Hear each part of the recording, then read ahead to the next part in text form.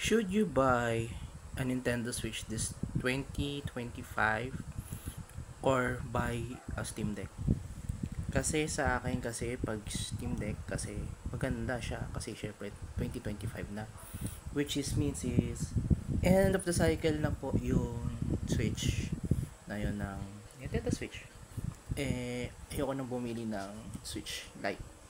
Kasi syempre meron ako dati Switch Lite, nag-buy and sell din ako ng Switch Lite. Matumal na kasi po yun, gawa ng buttons nun isang buong unit na pala daw. Tapos, ito, ang mga Switch ko po ito.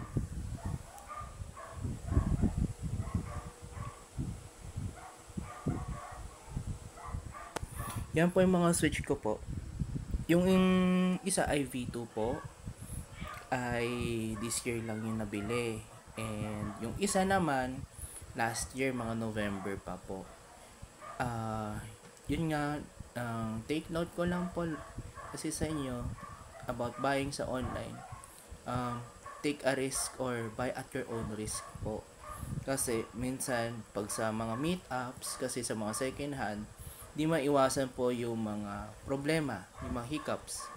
Yung screen, Joy-Cons, HDMI po, kasi yun nga, yung may issue sila na may drift pala yung kanyang Joy-Cons, yung binili ko sa kapatid ko. Ito sa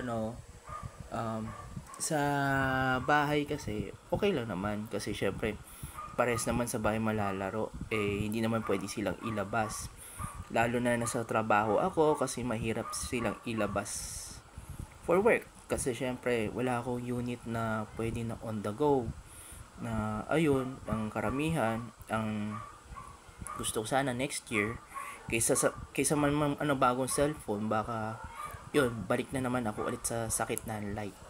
Kaya ayun, pwede rin naman.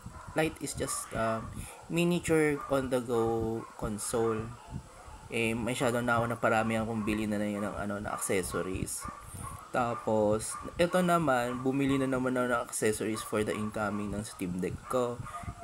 Baka makulangan, kaya isip ko na kailangan po i-control yung gastos for the Steam Deck kasi alam ko kasi yung items nila sa Steam Deck ay mahal po. Sensya naman po dahil maingay po yung aso namin dito. Kahol ng kahol, kakapakain ko lang. Tapos yung sa yung sa Steam Deck po, maganda naman po siya kahit marami naman kaming controllers. Ito po, ang dami pong controllers. Itong P ay pang OLED. Pang OLED yon. Ito naman pang V2. O, di ba? Pag V2 to. Pwede rin yan pag Switch Lite. Kung kamo. Okay lang naman. Agawan naman sila sa reception lang naman sa sa pagpili lang ng unit Ayan po. Thank you and subscribe. Please subscribe. Please like and share.